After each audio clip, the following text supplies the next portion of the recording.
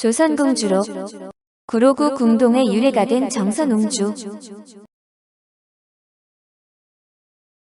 정선옹주는 선조 27년인 1594년 음력 4월 1일 선조와 정빈 민씨 사이에서 셋째 딸로 태어났습니다.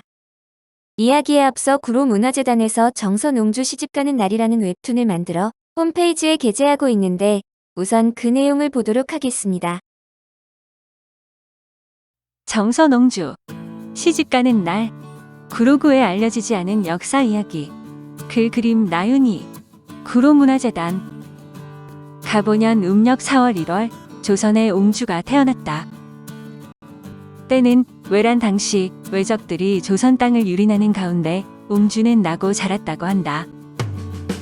전쟁이 끝나고 조선이 이 땅의 상흔을 어루만지기 시작했을 때 전국에 금올령이 내려졌다.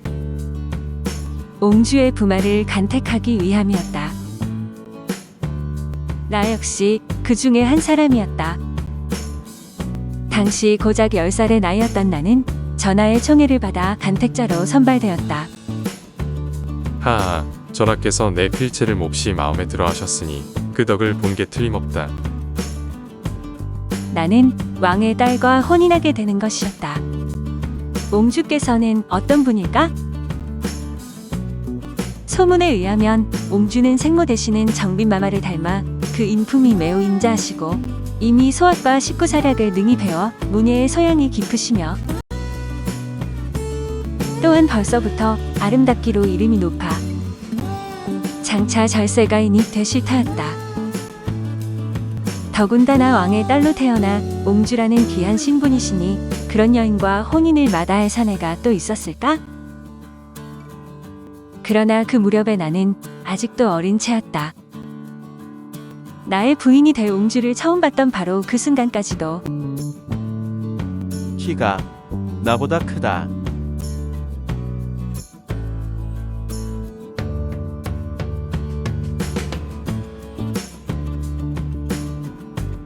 나와 옹주의 혼례가 있은 후 전하께서는 옹주에게 사패지를 하사하셨다. 궁궐 일대를 모두 내주었으니 과연 옹주는 전하의 총애 아는 여식이었을 터였다.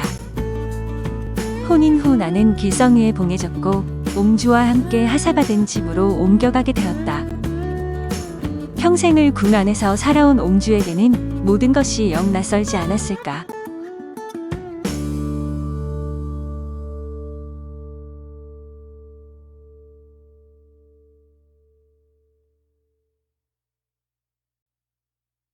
오, 옹주가 아니라 부인. 제가 따려고 한 것인데. 송구합니다. 서방님, 도와드린다는 것이 능소화를 왜 따고 계십니까? 옹주께 드리고 싶었습니다. 궁을 떠나 와 쓸쓸해할 옹주를 기쁘게 해주고 싶었으니까. 어머니께 드리려고 했습니다. 어머나,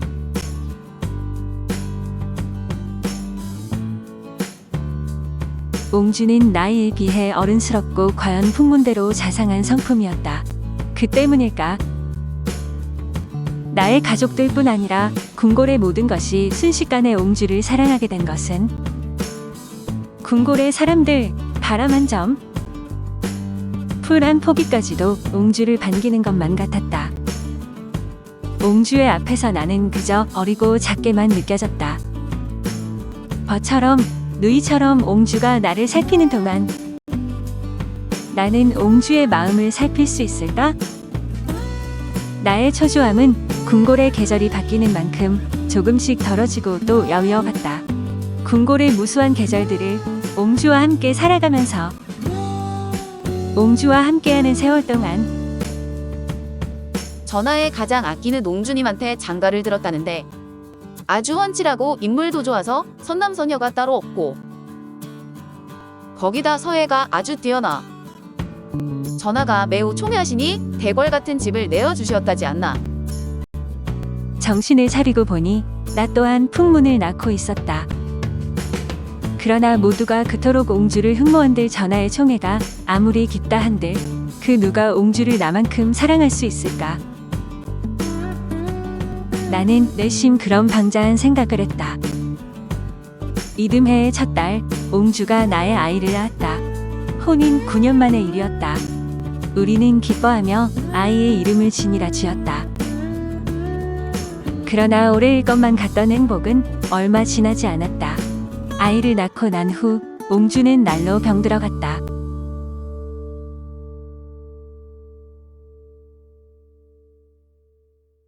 부인, 혼자 나와 계시다니요. 찬바람이라도 드시면 어쩌려고요? 괜찮습니다. 서방님, 올해 방 안에만 있었더니 좀 걷고 싶어서요. 내년에도 이곳에서 능소화가 피는 걸 볼 수 있을까요?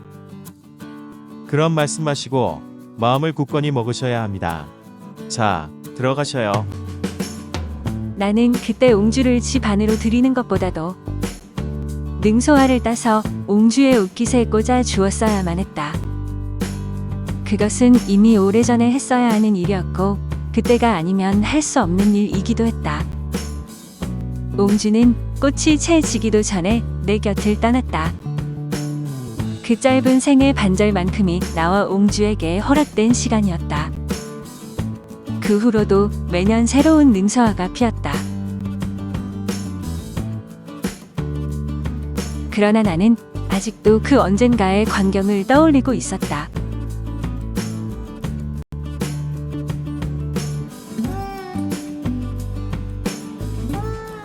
이제 제가 부인의 키를 넘었습니다.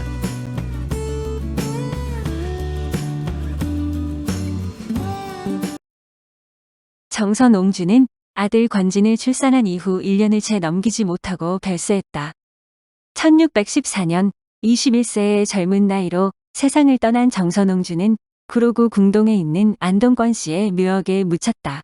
정선옹주의 부마 권대임은 이후 여러 번 승진하여 통원대 부에까지 오른다. 권대임은 1645년 51세를 일기로 정선옹주의 무덤 옆에 묻혔다. 정선옹주가 사망하고 31년 후의 일이었다. 외할아버지는 인사준이며 동복 형제로 오빠 인성군, 언니 정인옹주, 여동생 정근옹주, 남동생 이능군이 있습니다. 선조실록 14권, 선조 13년 5월 26일 가보 첫 번째 기사, 1580년명 만력 8년, 수기를 간택하다.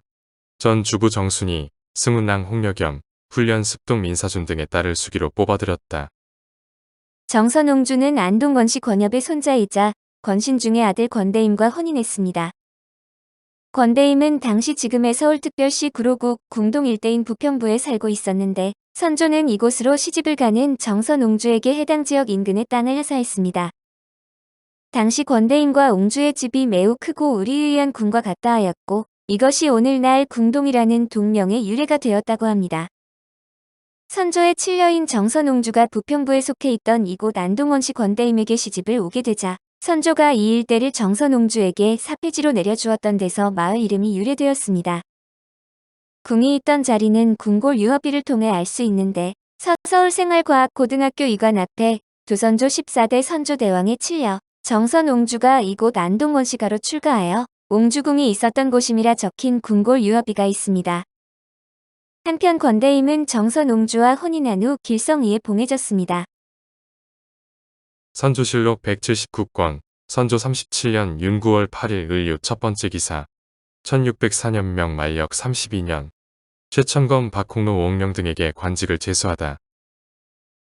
최천건을 2조 참판으로, 박홍로를 사헌부 대사원으로, 오옥령을 첨지중 주부사로, 권대임을 길성위로, 민중남을 공조 참여로, 윤홍국을 병조 좌랑으로, 노정선을 사헌부 감찰로, 최겸진을 도총부 도사로, 이득가를 훈련원 첨정으로, 강연을 인천 부사로, 노경임을 풍기 군수로 삼았다. 그러나 정선옹주는 광해군 6년인 1614년 음력 8월 1일 21세의 나이로 요절했는데 사후 궁동에 있는 시댁 식구들의 묘역에 묻혔습니다. 인조 23년인 1645년에 남편 권대임도 이곳에 같이 묻혔는데 아들 권진은 돈영부봉사를 지냈습니다.